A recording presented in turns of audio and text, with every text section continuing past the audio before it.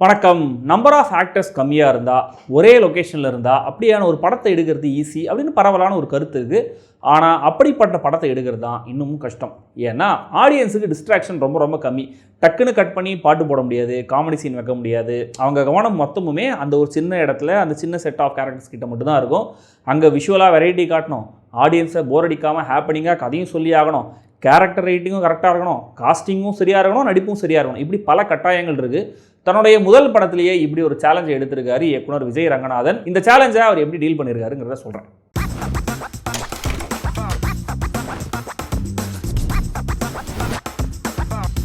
ஓ butterfly சென்னையில் தனியாக வாழ்ந்துட்டு இருக்காங்க கௌரி. அவங்களுக்கு ஹார்ம் ஓசிடி இருக்குன்னு சொல்லப்படுது. அதாவது அவங்களால மற்றவங்களுக்கு ஏதாவது ஒரு வகையில் காயம் ஏற்பட்டு அவங்க இறந்து போயிடுவாங்களோ அப்படின்னு பயம் இருந்துக்கிட்டே இருக்குது. ஃபார் எக்ஸாம்பிள், கத்தி எடுக்க போகும்போது கையிலேருந்து ஸ்லிப் ஆகி அது அந்த ரூமில் இருக்கிற வேலை செய்கிறவங்களை குத்திடும் அப்படின்னு விஷுவலைஸ் பண்ணி பயப்படுறாங்க. இந்த மாதிரி அவங்க எதை எடுத்தாலுமே அதனால் மற்றவங்க அடிபட்டுரும் அப்படின்ற மாதிரி ஒதுங்கியே இருக்காங்க.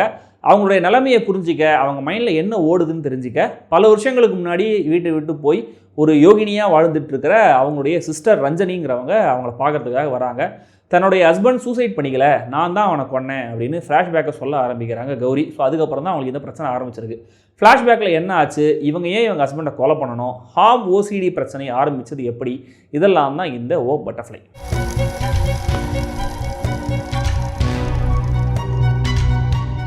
We are like butterflies who flutter for a day and think it is forever அப்படின்ற அமெரிக்கன் ஆஸ்ட்ரோனமர் கால் சேகனுடைய வார்த்தைகள்லேருந்து ஆரம்பமாகுது இந்த படம். பட்டாம்பூச்சி மாதிரி ஒரே ஒரு நாள் சிறகடிச்சிட்டு அதுவே வாழ்நாள் முழுக்க நிலைக்கும்னு நாம் நினைக்கிறோம் அப்படின்றது தான் இந்த கோட்டுடைய ரஃப்பான மொழி மாற்றம். இந்த கோட்டை நெகட்டிவாகவும் கன்வெர்ட் பண்ணலாம், பாசிட்டிவாகவும் கன்வெர்ட் பண்ணலாம். ரெண்டு விதமான ஜேர்னிலையும் ஆடியன்ஸை கொண்டு போகிறாரு இயக்குனர்.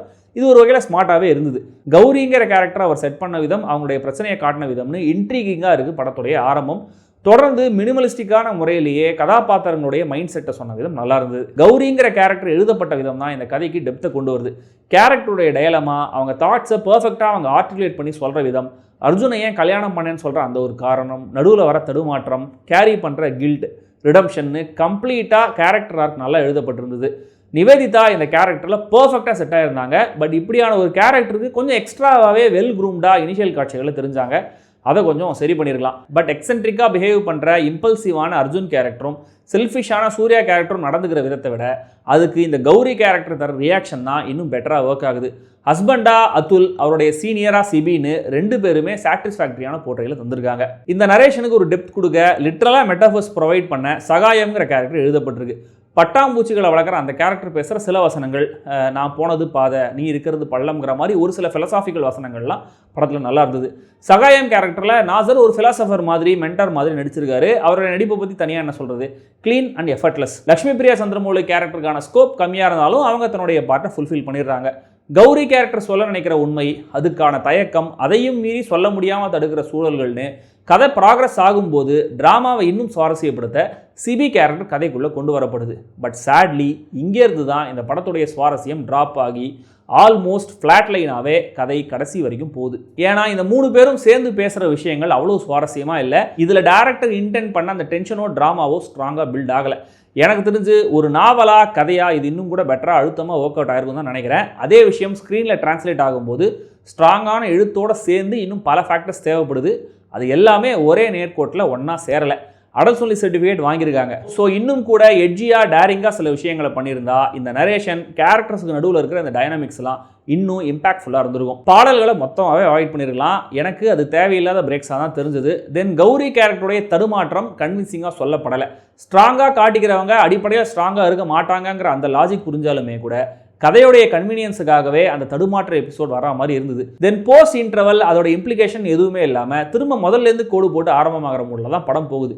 இன்ஃபேக்ட் இன்டர்வலுக்கு அப்புறம் படம் எதை நோக்கி போகுதுங்கிறதே புரியல. அங்கே திடீர்னு ஒரு பெப்பி நம்பர்லாம் வரும்போது அது சுத்தமாக செட் ஆகவே இல்லை. சோடா புட்டி கிழவி கேரக்டர், அதை சுற்றி பில்டப் பண்ணப்பட்ட ட்ராமாவும் ஃபோர்ஸ்டாக தான் இருந்தது. பட் கிளைமேக்ஸில் டைட்டிலுக்கான ஜஸ்டிஃபிகேஷனை ஒரு இன்ட்ரெஸ்டிங்கான சீனில் கன்வே பண்ணியிருந்தார் இயக்குனர். இந்த சீன் எடுக்கப்பட்ட விதம், பேரலாக ஒரு பட்டாம்பூச்சி சிலந்தி வலையில் மாட்டிக்கிற விஷயத்தோட இதை கனெக்ட் பண்ணியிருந்த விதம் ரெண்டுமே ஸ்மார்ட்டாக இருந்தது. கௌரி கேரக்டருக்கான ரிடம்ஷன் கிடைக்கிற விதத்தில் ட்ராமாவை அவாய்ட் பண்ணியிருந்தது நல்லா இருந்தாலுமே கூட அது இன்னும் கூட ஆர்கானிக்காக சொல்லப்பட்டிருக்கலாம். வேதராமன் சங்கரனுடைய விஷுவல்ஸும் வைசாகோட இசையும் கதைக்கான மூடை கன்சிஸ்டண்ட்டாக ஹோல்ட் பண்ணியிருக்கு. சவுண்ட் டிசைனுக்கு ஒரு ஸ்பெஷல் மென்ஷன். இந்த என்விரான்மெண்ட்டோடைய சின்ன சின்ன டீட்டெயில்ஸை ரொம்ப மைன்யூட்டாக கொண்டு வந்திருந்தாங்க. இந்த கை தேகிறது, கேரக்டர் வெட்டுற சவுண்ட்லாம் கூட ரொம்ப துல்லியமாக கேட்டுச்சு. மொத்தத்தில் இந்த பட்டர்ஃப்ளை பிட்ஸ் அண்ட் பீசஸில் ஒர்க் ஆகிற சென்சிபிளான ஒரு படம். அண்டர்வெல்மிங்காக இருந்தாலும் ஒரு வித்தியாசமான சைக்கலாஜிக்கல் ட்ராமா. விருப்பம் இருக்கிறவங்க ட்ரை பண்ணுங்கள். படத்துக்கு கொடுக்கப்பட்டிருக்கிற ரேட்டிங்கே தான், அது மைண்டில் இருக்கட்டும்.